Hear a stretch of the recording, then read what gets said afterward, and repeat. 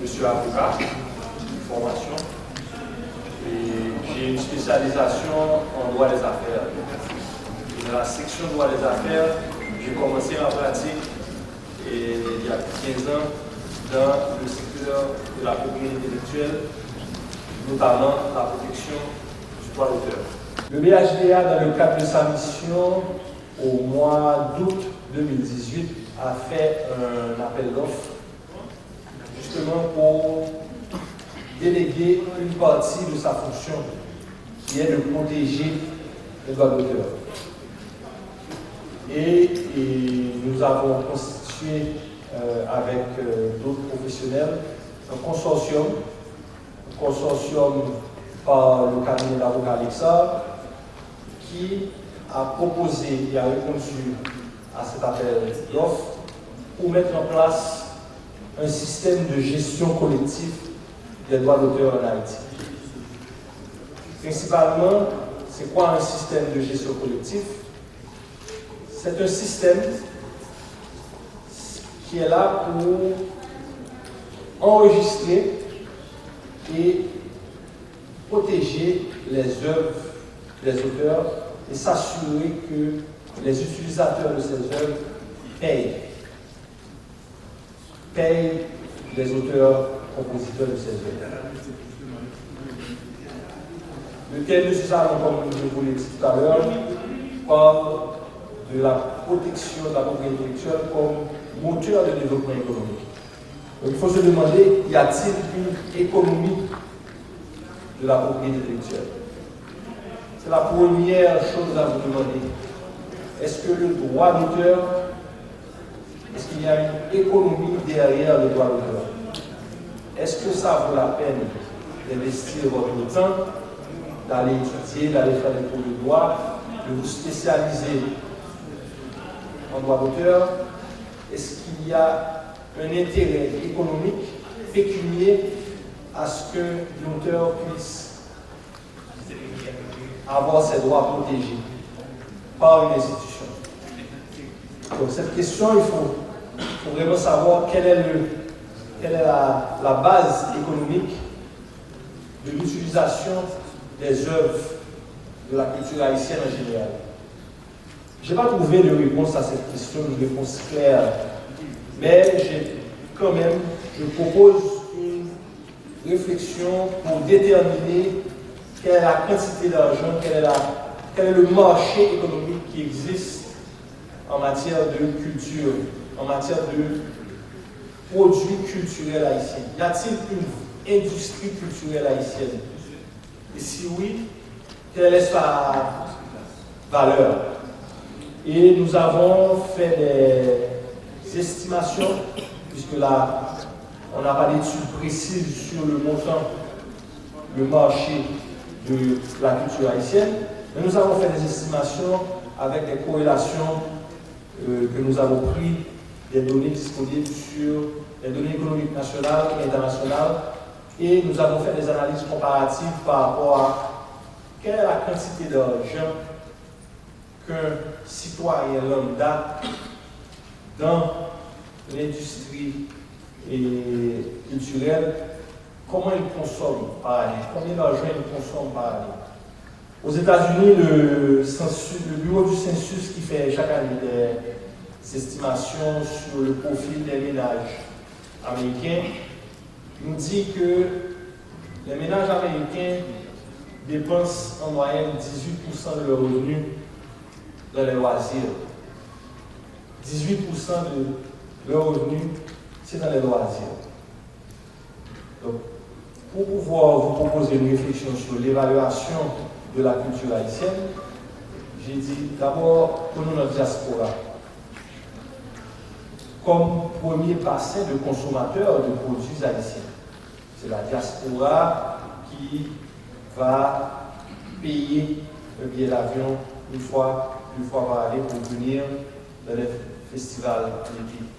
Qui va payer pour aller acheter un CD, download musique sur iTunes, qui va acheter un film, qui va aller dans un restaurant pour l'ambiance, pour la nourriture, mais surtout pour l'ambiance, la musique de fond qui va aller dans un bal. Justement, nous prenons pour acquis que si cette diaspora qui évolue au Canada, en Europe, aux États-Unis, a les mêmes habitudes et les mêmes comportements que l'Américain moyen, nous allons prendre pour acquis qu'eux aussi, ils dépensent 18% de leur revenu par année dans les affaires culturelles. Après avoir fait des recoupements par rapport au montant d'argent transféré sur Haïti, par rapport au revenu moyen des familles haïtiennes évoluant à la diaspora, nous sommes arrivés à une estimation d'environ 750 millions de dollars américains comme étant une base minimale certaine pour déterminer le marché de l'industrie culturelle haïtienne en général. 750 millions de dollars. C'est quand même quelque chose. Avec une moyenne de 166 dollars par an de dépenses faites par les ménages haïtiens vivant à l'étranger sur les produits culturels haïtiens. Donc, ça vous donne une idée plus ou moins quels sont les enjeux, quelle est la valeur du marché. Et principalement, c'est la première question à se poser. Le droit d'auteur, c'est pour protéger les droits économiques des créateurs. Et ces droits économiques existent s'il y a un marché de l'industrie culturelle haïtienne. Donc la première question à se poser, avant même d'entrer dans les considérations légales, considérations techniques, c'est la détermination du marché. Donc pour nous, ce marché est au moins estimé à 750 millions de dollars. Le décret du 2 mars 2006, créant le BHDA, a identifié 4 grandes fonctions dans la gestion collective des droits d'auteur. Vous allez voir que, dépendamment de la fonction, il y a des défis et il y a un impact qui sera accordé à chacune de ces fonctions. La première fonction, c'est d'abord de constituer un catalogue d'œuvres. Constituer un catalogue d'œuvres, ça veut dire quoi? Il faut que le BHDA puisse connaître, savoir qui sont les auteurs. Et ces auteurs, compositeurs, ces créateurs, ils créent quoi? Donc, le BHDA doit mettre sur pied un répertoire, un catalogue, doit enregistrer chacune des œuvres qui sont produites et qui veulent avoir la protection du droit d'auteur. Si vous êtes un créateur, si vous êtes un auteur-compositeur, vous composez un poème, vous écrivez un récit, vous avez des paroles d'une musique que vous voulez publier. Alors, votre œuvre, si elle reste dans votre tiroir, si elle n'est pas enregistrée au BHDA, le BHDA n'a aucune façon de savoir si elle existe, encore moins, il n'a aucune façon de vous accorder la protection que la loi lui demande de vous accorder. Donc la première fonction et la plus importante du BHDA, c'est la fonction de gestion du catalogue des œuvres originales. Donc, le BHDA est là pour agir en tant que registre. Il a créé un registre pour pouvoir enregistrer chacune de vos œuvres et à chaque œuvre, il sera attribué un auteur ou des auteurs en fonction des déclarations qui sont faites au BHDA. Une fois que cette fonction et ce catalogue est mis sur pied, il faut s'assurer que ceux et celles qui veulent utiliser les œuvres originales, enregistrées ou non, demandent la permission pour utiliser ces œuvres. Donc, il y a un contrôle de l'utilisation qui est fait. Un contrôle qui peut être fait à différents niveaux, un contrôle qui peut être fait de différentes façons. Nous allons aujourd'hui vous présenter une des façons de contrôler une utilisation particulière qui est la diffusion de contenu audiovisuel à travers les médias traditionnels comme les radios et la télévision. Lorsque vous avez une œuvre, nous allons prendre comme exemple une œuvre musicale, un titre musical produit par un auteur-compositeur, qui est publié et qui est diffusé dans les radios, soit sur la Radio Métropole, Magique 9, etc. Donc, comment l'auteur de cette œuvre musicale peut-elle s'assurer que, d'abord, l'utilisation de cette œuvre est faite de manière légale, donc c'est fait de manière autorisée, et deuxièmement, comment on fait pour contrôler le nombre d'utilisations qu'il y a eu d'une œuvre particulière durant une période donnée. Donc, le BHDA a le rôle de contrôler les utilisations des œuvres. Une fois que ce contrôle est fait, une fois que l'autorisation est donnée pour utiliser une œuvre, bien sûr, il y a une tarification. C'est le concept utilisateur-payeur.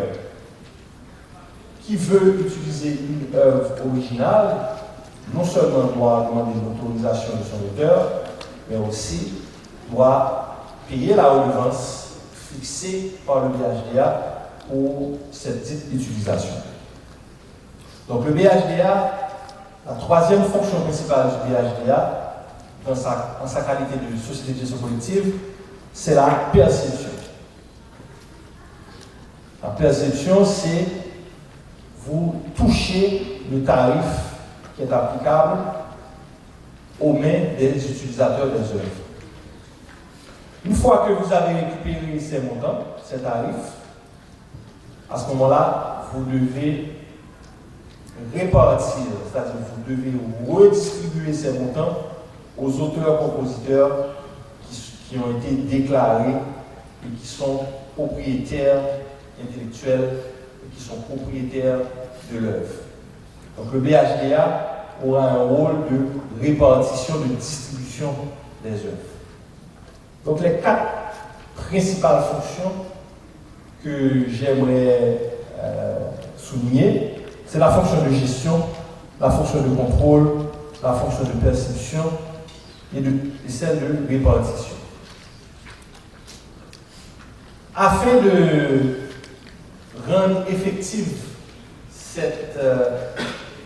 ce rôle de société de gestion collective, le BHDA, dans le décret de 2006, le créant, en son article 38 et 39, il y a un mécanisme qui est introduit dans ce décret qui permet au BHDA de déléguer totalement ou partiellement sa fonction de société de gestion collective en créant, en déléguant à travers des agences du BHDA. Donc le BHDA peut créer des agences de perception, il peut mandater des individus ou des sociétés afin de faire le travail de société de gestion collective à sa place, soit sur un territoire donné. Par exemple, le BHDA aurait pu dire que comme il n'a pas de bureau à la Gonave, il va déléguer une société X pour que ce travail soit effectivement appliqué au niveau de la Gonave. Vice-versa, que ce soit au niveau nord ou dans une autre région du pays. Donc le BHDA, l'article 38 et 39 du décret du 2 mars 2006, créant le BHDA, donne au BHDA la prérogative de déléguer partiellement ou totalement les quatre fonctions que le BHDA a et qu'elle doit remplir en matière de société collective. Donc ce que le BHDA a fait, faute de moyens, le BHDA, en août 2018, a fait un appel d'offres pour déléguer 3 fonctions des 4 fonctions dont elle a la responsabilité. Elle a fait un appel d'offres pour déléguer la fonction de contrôle, donc la fonction de répartition, de perception et la fonction de répartition. La délégation partielle des fonctions de gestion collective a été rendue effective suite à la signature d'un protocole d'accord entre le consortium Lexar et le BHDA.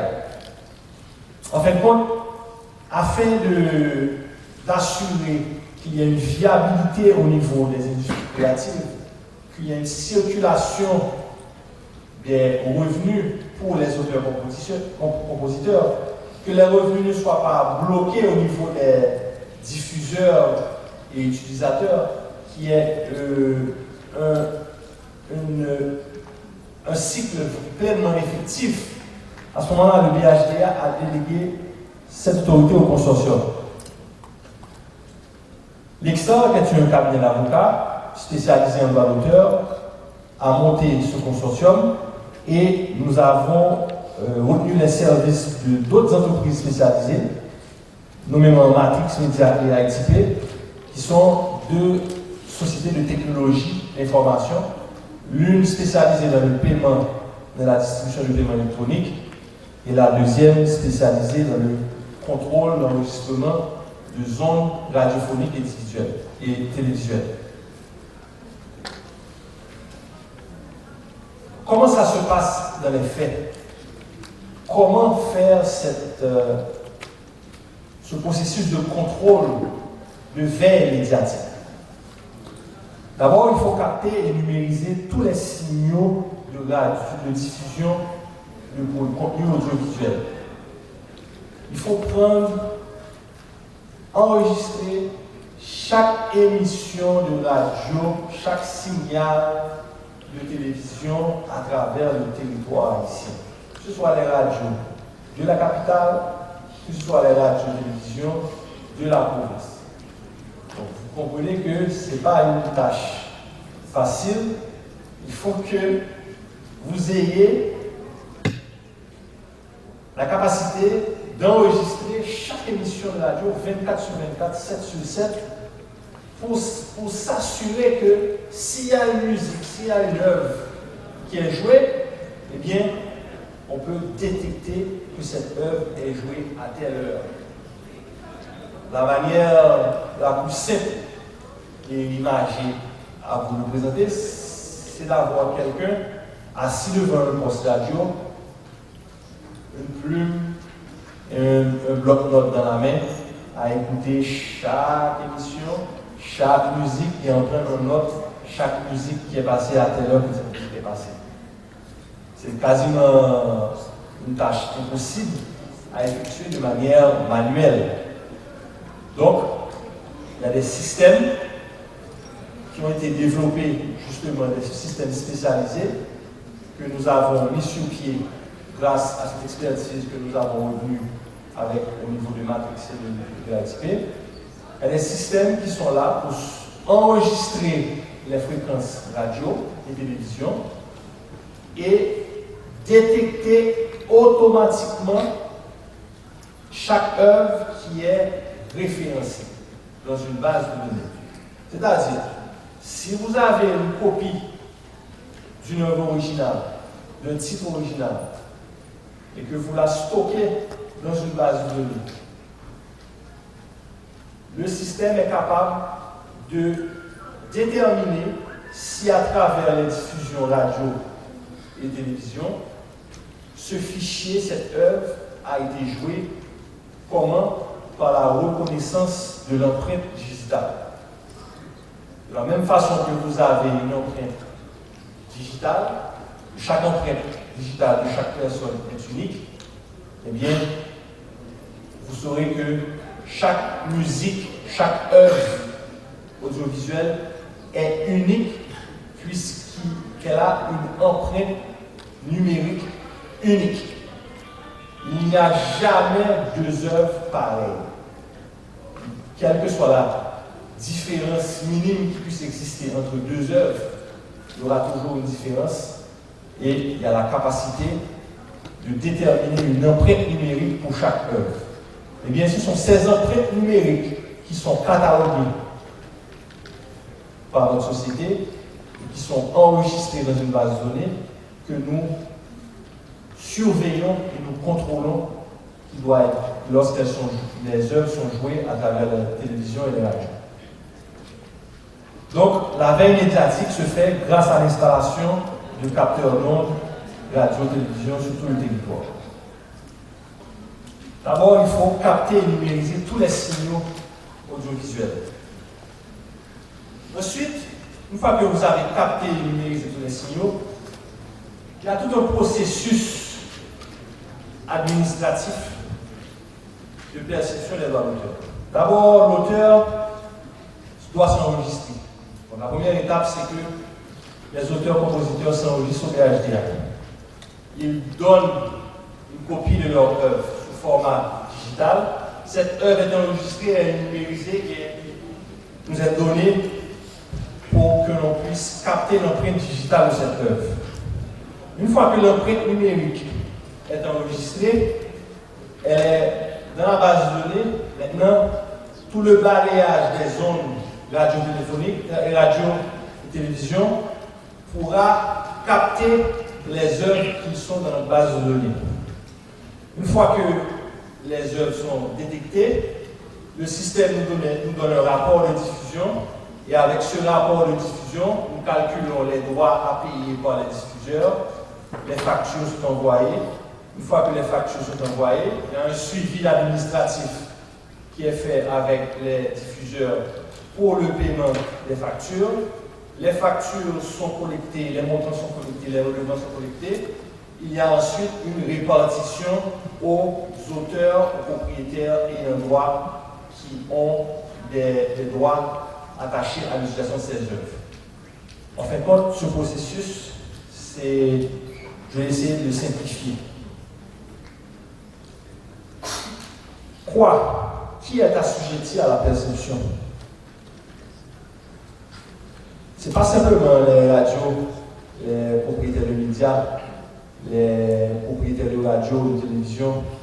Il y a aussi vous, utilisateurs, qui utilisez les téléphones portables sur les applications iTunes, le téléchargement online. Il y a une utilisation qui est faite de ces œuvres. Maintenant, c'est de voir quel est le meilleur moyen de vous faire payer directement ou indirectement. Parce que vous pouvez payer le droit de naviguer sur un site de téléchargement de musique gratuit, mais qui est une partie des frais de communication, qu'il y ait une partie de ces frais, de ces revenus générés au niveau de l'opérateur de télécom, qui soit perçu pour les questions de téléchargement de musique, de contenu original. Ainsi qu'en ligne sur le web, lorsque vous naviguez sur les sites à partir de votre portable, de votre ordinateur, les événements publics, les DJ, lorsque vous allez dans une fête, vous allez dans une soirée, et que vous avez un DJ qui est là avec son ordinateur et qui repasse les musiques originales, qu'il n'a pas créées bien sûr, mais que comme c'est lui qui a organisé la fête, c'est lui qui charge le frais d'entrée pour cette soirée. Donc il génère des revenus à partir de l'utilisation des œuvres originales créées par quelqu'un d'autre. Donc il faut que dans cette activité commerciale, qui est de la prestation, de l'organisation d'événements publics lorsqu'on utilise des produits, des contenus originaux, mais il faut qu'il y ait une partie des revenus générés par ce DJ, par cet organisateur, qui aille à l'auteur, aux auteurs des musiques qui sont passées durant la soirée. Dans les endroits publics, lorsque vous allez dans un restaurant, il y a une musique d'ambiance qui est jouée. Lorsque vous allez à la banque, dans la ligne d'attente, vous avez des vidéos qui sont projetées sur l'écran pour faciliter votre attente, etc. Ce sont de différentes façons, différentes utilisations des contenus originaux qui doivent être contrôlés et sur lesquels il doit y avoir et qui sont assujettis à la perception. L'autre question, c'est pour qui? Le BHDA est responsable de la perception des redevances, mais pour qui? Eh bien, c'est pour tout le monde. C'est pour les auteurs haïtiens et les auteurs étrangers. C'est autant pour les auteurs-compositeurs haïtiens qui sont enregistrés en BHDA, ou même ceux qui ne sont pas encore enregistrés. Le BHDA est de facto responsable de protéger toutes les œuvres, mais aussi pour les œuvres d'artistes étrangers qui ne sont pas en Haïti, mais dont les utilisations sont faites en Haïti. Donc, un artiste américain, français, Charles Aznavour, dont la musique est jouée sans cesse sur les radios, eh bien Charles Aznavour a le droit d'être rémunéré pour l'utilisation de son titre en Haïti. Donc le BHDA aura la responsabilité de s'assurer que les droits de Charles Aznavour sont protégés, en autant que les droits d'un auteur haïtien, pour ne pas le nommer. Cette protection qui est accordée sur le territoire haïtien, eh bien, elle jouit d'une réciprocité. Ça veut dire quoi? La réciprocité, c'est que le BHDA fait ce travail et a la responsabilité de faire ce travail sur le territoire haïtien pour les auteurs étrangers et nationaux. Mais il y a des sociétés de gestion collective étrangères qui font le même travail sur leur territoire. Je prends par exemple la SACEM, qui fait ce travail en France. Si en France, vous avez la diffusion sur le territoire français d'une œuvre produite par un Haïtien, eh bien la SACEM sera responsable de contrôler, de percevoir et de distribuer les redevances liées à cette œuvre. Mais là, vous vous demanderez quel est le lien entre la SACEM et un auteur haïtien qui est haché chez lui à Tigouave, qui a produit un titre à succès. Eh bien, la SACEM, avec d'autres sociétés de gestion collective, rentre dans des accords de réciprocité. C'est-à-dire, les sociétés de gestion collective, entre elles, s'accordent la réciprocité. Parce que lorsqu'une utilisation d'une œuvre est faite de manière extraterritoriale, eh bien, la société de gestion collective réciproque, donc la société de gestion collective étrangère, accomplit le travail et envoie les redevances à la société de gestion collective nationale.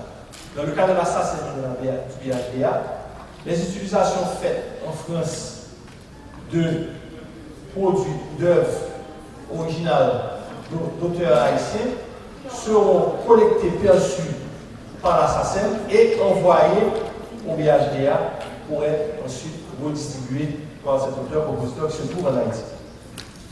Vice-versa, nous allons collecter, percevoir pour les auteurs étrangers, pour les utilisations qui sont faites en Haïti, et envoyer ces montants aux sociétés collectives étrangères pour qu'elles puissent redistribuer à leurs membres étrangers.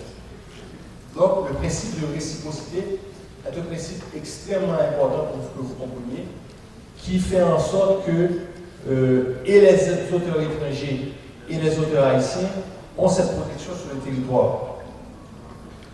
Maintenant, on a fait une analyse comparative, quel est le montant à payer pour une utilisation.